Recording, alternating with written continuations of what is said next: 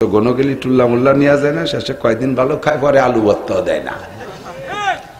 1 বছর পর একবার যাবা, যার মতো যাবা, বুড়ো কাল পর্যন্ত শ্বশুর বাড়ি বিটা মাংসের মতো যাবা, গাড়ি ভরিয়ে খাবার টাবার নিয়ে যাবা। বাড়ি শ্বশুর বাড়ি খার কেউ নাই, তবুও এত তা নিয়ে গেলে শাউরি কি যে খুশি হয়, পাড়া ভরিয়ে দেয়, আমার জামাই আনছে, আমার জামাই আনছে। আর পাড়ার সবাই অপেক্ষা করে অমুকের মার জামাই কবে আসবে, আমাকে এইভাবে একটু খাওয়ায়।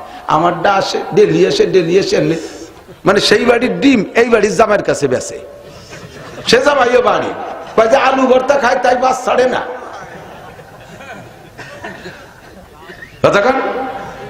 আমি এই উসুলের পরামর্শ করি, বছরে একবার যাই। এখন এই বুড়ো কালে 30 বছর আগে বিয়ে হয়েছি, এখনো একবার যাই, 20,000 25,000 30,000 টাকা নিয়ে ব্যাংকে শাশুড়ির কাছে দিয়ে চলে আসি, এক ওয়াক্ত খাই।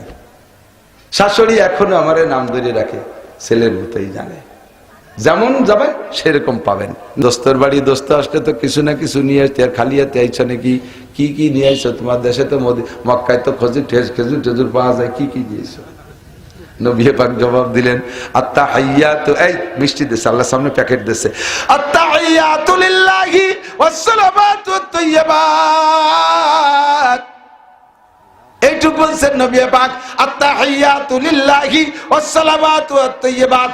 আমার দ্বারা বর্ণনা করা সম্ভব যত পবিত্রতা, যত তাসবিহাত, যত প্রশংসা, যত ইবাদত, সব তোমারই জন্য আমি নিয়ে আসছি। বলেন সুবহানাল্লাহ। আল্লাহ পাক খুশি হয়ে গেছে, কয় এমন একটা প্যাকেটই আমি চাইতেছিলাম, তুমি যেহেতু উপযুক্ত প্যাকেট নিয়ে আসছো। আনা যদি ভালো হয়, শ্বশুর বাড়ি গেলি অত ঘন যাইও না, সবুজ একখান যায় নামাজ, নাম তার রফরফ। বসার পরে দোস্ত জমিন থেকে ও পর্যন্ত যাইতে যতটুকু টাইম লাগছে, তার চাইতে অনেক গুণ কম সময়ের ভিতরে আরশে আজিমে চলে গেছে। আল্লাহর আরশের উপরে যাইয়া রফরফ ল্যান্ড করে ফেলাইছে। কন্যা সুবহানাল্লাহ। হুজুর যখন রফরফের থেকে নাইমে সামনের দিকে আগাইতে চাইতেছে, রফরফের উপরে জুতো জোড়া খোলার চেষ্টা করতেছে। হুজুরকে যখন জুতা খোলা আল্লাহ পাক দেখতেছেন, তখন আল্লাহ বললেন, ও দোস্ত, জুতো খোলো কেন? কয় আল্লাহ, জুতো না খুলে কিভাবে তোমার পাক আরশে আসি? মুসা আলাইহিস সালাম যখন তুর পাহাড়ে আসছিল, তুমি তারে ডেকে পাঠাইছিলে। মুসা নবী জুতা পায়ে আসতে চাইছিল, তুমি বলছিলে ফাকলানা আলাইকা ইন্নাকা বিল ওয়াদিল মুকাদ্দাসি তুয়া। মুসা, এই জায়গা পবিত্র জায়গা, জুতো পরে আসা যাবে না। দুনিয়ার একটা পাহাড়ে যদি জুতা খোলা লাগে, তাহলে তোমার আরশে আজিমে কিভাবে জুতা পরে আসবো? আল্লাহ কয়, বন্ধু, সবার জুতোর একদম না, সবার জুতোর একদম না। মুসা নবীর জুতো নিয়ে তুর পাহাড়ে যাওয়া যায় না। তোমার জুতো আইসা আমার আরশে ধন্য করবে, তুমি জুতা সহ আসো। বলেন না সুবহানাল্লাহ। নবী পাক আরশে আজিমে যে আল্লাহর কাছে যখন গেছেন, আল্লাহ পাক ডাক দিয়েছে, আবু বকর, আবু বকরকে আল্লাহ ডাকতেছে।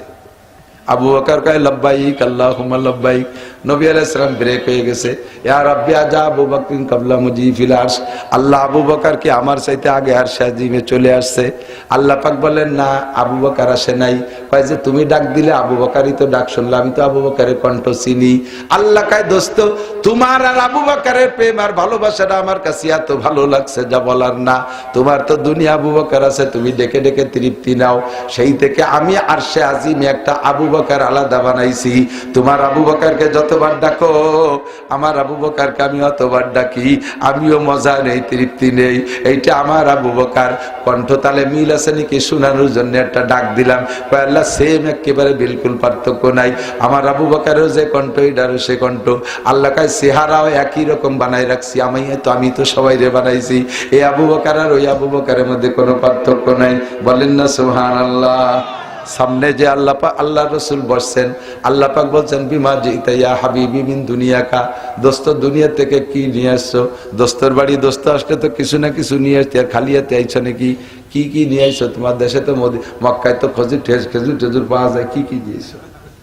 নবী পাক জবাব দিলেন, আত্তাহিয়াতু, এই মিষ্টি দেশে আল্লাহর সামনে প্যাকেট দেশে, আত্তাহিয়াতু লিল্লাহি ওয়াসসালামাতু আত-তাইয়্যিবাত। এইটুকু বলছেন নবী পাক, আত্তাহিয়াতু লিল্লাহি ওয়াসসালামাতু আত-তাইয়্যিবাত। আমার দ্বারা বর্ণনা করা সম্ভব যত পবিত্রতা, যত তাসবিহাত, যত প্রশংসা, যত ইবাদত, সব তোমারই জন্য আমি নিয়ে আসছি। বলেন সুবহানাল্লাহ। আল্লাহ পাক খুশি হয়ে গেছে, কয় এমন একটা প্যাকেটে আমি চাইতেছিলাম, তুমি যেহেতু উপযুক্ত প্যাকেট নিয়ে আসছো, আনা যদি ভালো হয় শ্বশুর বাড়ি গেলি অত ঘন ঘন যাইও না, অত ঘন গেলি টুল্লা মুল্লা নেওয়া যায় না, শেষে কয়দিন ভালো খায়, পরে আলু ভর্তাও দেয় না। 1 বছর পর একবার যাবা, যাওয়ার মতো যাবা, বুড়ো কাল পর্যন্ত শ্বশুর বাড়ি ভিটা মাংসের মতো যাবা, গাড়ি ভরিয়ে খাবার টাবার নিয়ে যাবা। বাড়ি শ্বশুর বাড়ি খাওয়ার কেউ নাই, তবুও এতটা নিয়ে গেলে শাউরি কি যে খুশি হয়, পাড়া ভরিয়ে দেয়ার কয় আমার জামাই আনছে, আমার জামাই আনছে। আর পাড়ার সবাই অপেক্ষা করে অমুকের মার জামাই কবে আসবে, আমাকে এইভাবে একটু খাওয়ায়। আমারটা আসে ডেলি এসে মানে সেই বাড়ির ডিম এই বাড়ির জামাইয়ের কাছে বেচে, সে জামাইও বাড়ি কয় যে আলু ভর্তা খায়, তাই বাস ছাড়ে না। কতক্ষণ আমি এই উসুলের তারা বলতে বছরে একবার যাই, এখন এই বুড়ো কালে 30 বছর আগে বিয়ে হয়েছি, এখনো একবার যাই, 20,000 25,000 30,000 টাকা নিয়ে ব্যাংকে শাশুড়ির কাছে দিয়ে চলে আসি, এক ওয়াক্ত খাই। শাশুড়ি এখনো আমারে নাম ধরে রাখে, ছেলের মতোই জানে, যেমন যাবেন সেরকম পাবেন। নবী পাক যেমন গেছে আল্লাহ দিয়েও দিয়েছে সেরকম। কি কইছে জানেন? আল্লাহ কয় তাহলে আপ্যায়ন হবে কায়দা মতো। আপ্যায়নটা কি? আসসালামু আলাইকা আইয়ুহান নাবিয়্যু ওয়া রাহমাতুল্লাহি ওয়া বারাকাতুহু। হে বন্ধু, আমার পক্ষ থেকে শান্তি, রহমত, বরকত যা আছে সব তোমারে একারে দিলাম। আসসালামু আলাইকা, কা মানে তোমারে একারে, কুমা মানে দুইজন রে, কুম মানে সবাই রে। আল্লাহ কইছে আসসালামু আলাইকা, তোমারে একারে দিছি। ট্রাই করতেছে, দেখি একারে দিছি, হাত পাই একাই নিয়ে ব্যাংকে না ডুয়ায়, কি আরে বুঝে দেখি যোগ্যতার পরিচয় হয়ে যাক। নবী পাক তার বোকা না, হুজুর কয় আসসালামু আলাইনা ওয়া আলা ইবাদিল্লাহিস সালিহিন। আল্লাহ তুমি যে শান্তি, রহমত আর বরকত, মানব জীবনে 3টের বেশি লাগে না। শান্তি, রহমত আর বরকত, এর বেশি আর কিছু লাগে না। শান্তির মধ্যে সব আছে, রহমতের মধ্যে সব আছে, বরকতের মধ্যে সব আছে। কতক্ষণ ঠিক ঠিক না? শান্তি, রহমত আর বরকত। আসসালামু আলাইকা, আসসালামু আলাইনা ওয়া আলা ইবাদিল্লাহিস সালিহিন। আল্লাহ তুমি যে আপ্যায়ন করলে এটা আমি একা নেব না, আমার গোটা নিক্কার দিনদার ইমানদার উম্মতের পক্ষ থেকে গ্রহণ করলাম। আল্লাহ দেয় আর নবী নাই, আর কেউ দেখার নাই। ইচ্ছে করলে ওই জায়গা থেকে ব্যাংক অ্যাকাউন্টে ঢুকোই দিয়ে আসতে পারতে একা একা, তা না নিয়ে সব উম্মতের পক্ষ থেকে নিলেন। এরপরে 8 জন ফেরেশতা আরশ বহনকারী 8টা খুঁটি ধরে উসরে আছে, ও জায়গা আর কেউ নাই ওই 8 জন ছাড়া। ওই 8 জন আল্লাহর কথা, নবীর কথা শুনে দূর থেকে স্লোগান দিয়ে উঠছে, আশহাদু আল্লা ইলাহা ইল্লাল্লাহু ওয়া আশহাদু আন্না মুহাম্মাদান আবদুহু ওয়া রাসূলুহু। 2 জনে যা লেনদেন করছেন সব আমরা শুনছি, আমরা সাক্ষী, সব আমরা। আশহাদু আল্লা ইলাহা ইল্লাল্লাহ, আমরা সাক্ষী দিয়ে আল্লাহ ছাড়া কোনো মাবুদ নাই। ওয়া আশহাদু আন্না মুহাম্মাদান আবদুহু ওয়া রাসূলুহু, আর মুহাম্মাদুর রাসূলুল্লাহ আল্লাহর বান্দা ও রাসূল। 2 জনে যা বলা বলি করছেন আমরা সাক্ষী, বলেন না সুবহানাল্লাহ। এরপরে আলোচনা গল্প শেষ, নবী পাককে পরাণ ভরে শিক্ষা দিয়ে এরপরে আল্লাহ কয় দোস্ত যান এখন। আল্লাহ কি নিয়ে যাবো? কয় যা দিছি সব নেন, সাথে একটা প্যাকেজ নেন, সেটা হলো খামসিনা সালাওয়াত, 50 ওয়াক্ত নামাজ আপনার উম্মতের পর ফরজ করা হলো। সবাই নিয়ে নামাজ পড়বেন 50 ওয়াক্ত ডেলি। হুজুর তো খুশিতে খুশিতে বাঘ বাগাল্লা, আগের কোন নবীর উম্মতরে এত নামাজ দেই নেই, আমার পর খুশি আবার উম্মতরে দেশে। হুজুর আর ওই সময় মনে নাই যে পরিণতি কি হবে না। 5ম আসমানে আসলি মুসা আলাইহিস সালামের সাথে সাক্ষাৎ। মুসা আলাইহিস সালাম বলতেছেন বিমাজি তাইয়া মুহাম্মদ মির রব্বিকা, মুহাম্মদ তোমার আল্লাহ তোমারে কি দেশে, কি নিয়ে বাড়ি যাচ্ছ না খালি হাতে যাচ্ছ? কয় খামসিনা সালাওয়াত, 50 ওয়াক্ত নামাজ তোমাকে কেউ রে দেয়নি। হযরত মুসা কয় ফারজি সুম্মাস্তাকিল ওয়া খাফফি, যাও ফিরে যাও, একটু কুমায় নিয়ে আসো। লা তুতিক উম্মাতুক আর জাররাতু বি উম্মতি বিসালাসাতি আওকাত, আমার উম্মতের উপরে 3 ওয়াক্ত নামাজ ফরজ ছিল, তাই দিয়ে পরীক্ষা করছি। তারা শক্তিশালী উম্মত, 20-30 হাত লম্বা ছিল, তাই তারা 3 ওয়াক্ত পড়ি না। তোমার এই হাঁটুসুলা উম্মত, বুড়ো 15-16 বছর বয়সে ডায়াবেটিস হয়ে যাবে, 12-14 বছর বয়সে চশমা ছাড়া পায়খানার দরজা খুঁজে পাবে না, উঠোনে বাড়ি দেবে। আর 16-17 বছর বয়সে চুল দাড়ি পাইয়ে ফাঁকা ফাঁকা দেওয়া যাবে। এ মাজায় বল থাকবে না হাঁটু 50 ওয়াক্ত মানে কি? প্রত্যেক 20 মিনিট পর পর একা করত। এই ভাড়া নাকি তাড়াতাড়ি ফিরে যান, কমানো যায় নাকি? নিচে গেলে আর আসতে পারবে না, ঢুকে যান। ওই তো আবার গেছে 5 ওয়াক্ত কমাইছে, 5 ওয়াক্ত ফিরে আছে, কয় কত কমছে, কয় 5 ওয়াক্ত 45, কয় ভাই আর একটা বার যান। এইভাবে 9 বার ঘুরাইছে মুসা আলাইহিস সালাম। আল্লাহ যদি ইচ্ছে করতেন প্রথম বারই 45 কমায় দিতে পারতেন, কিন্তু এতবার ঘুরালেন কেন? বন্ধুরে একটু ঘুরিয়ে ঘুরিয়ে দেখবে, বন্ধুরে একটু ঘুরাইয়া সাক্ষাৎ করবে। এই বন্ধুর প্রেমে বারবার ঘুরে করতে যে 9 বার ঘুরাইছে, 5 নং 45 ওয়াক্ত কমাইয়া এরপরে আছে 5 ওয়াক্ত। এবারও মুসা আলাইহিস সালামকে ভাই আর একটা গুল্লি দেন, কমানো যায়নি তো কইতেছে যে বাড়ি যায় 5 রাখে, তাই এবারও গেলি তো 5 পেয়ে দেবে, পরে আমার খালি এতে বাড়ি যেতে হবে, যা আছে ওই নিয়ে যাই, পরে পড়ুক না পড়ে মাইর খেয়ে গেলে তারা, আমি 5ই নিয়ে যাব। সাথে সাথে আল্লাহ পাক বললেন লা তাবদীলা লিকালিমাতিল্লাহ, আমার সংবিধান পরিবর্তনশীল নয়। 50 বলেছি 85, তবে মান জাবিল হাসানা ফালাহু আশরু আমসালিহা। আমার উম্মত, আমার বন্ধুর উম্মত একটা আমল করবে 10 গুণ নেকি দেব, পড়বে 5, 5 10 কে 50 ওয়াক্তের নেকি দিয়ে দেব। বহুত কিছু, বহুত রয়েছে সামনে। এর নাম শিক্ষা সফর। এর নাম কি? আল্লাহ তাআলা আমার নবীর এই শিক্ষা সফরের থেকে আনিত 5 ওয়াক্ত নামাজ ভাইও বলছে, ভাই বলছে কি? ভাই বলছে দাড়ির কথা। আমি একটু বলি, কত কষ্ট করে আল্লাহর বাড়ি যে নামাজ নিয়ে আসছে, আল্লাহর বাড়ি যে নামাজ নিয়ে আসছে, এই নামাজটা আমি জীবনেও ছাড়বো না, একটা প্রতিজ্ঞা কি করা যেতে পারে?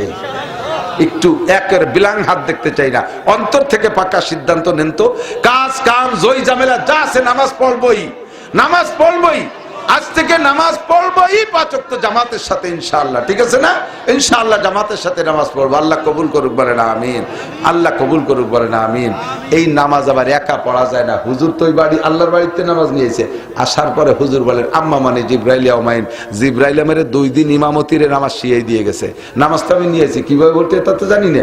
একদিন পড়তে করতে শুরুতে, আর একদিন পড়তে করতে শেষে 2 ওয়াক্ত নামাজ, ফজরের আউল ওয়াক্ত, শেষ ওয়াক্ত, মা বাইনাল হাতাইনিল ওয়াক্তাইন আওকাতু সালাতিকা সালাতু উম্মতিকা। এই 2 টাইমের মাঝখানে আপনি আপনার উম্মতের জন্য 5 ওয়াক্ত নামাজের টাইম যে কোনো সময় পড়লেই হবে, যে কোনো সময় পড়লেই হবে। এই 2 টাইমের ভিতরে নবী পাককে 2 দিন ইমামতি করে নামাজ শিখিয়ে দিয়ে গেছে। ও দোস্ত, জীবনে নামাজ শিখছেন কয় জায়গা যাইয়া? মসজিদে যাইয়া আড়ে আড়ে আরেকজনের দিকে তাকাই, কি রে, ঠিক না? আল্লাহ কয় ম্যাট্রিক পাস করা যেতে পারে নকল করিয়া, নামাজ পাস করা যায় না নকল করিয়া। নামাজ শিখতে হবে, কথা বলেন, নামাজ শিখতে বলে। হুজুর বলেন সল্লু কামা রাআইতুমুনি উসাল্লি, আমাকে যেমন নামাজ পড়তে দেখো ওইরকম নামাজ পড়ো।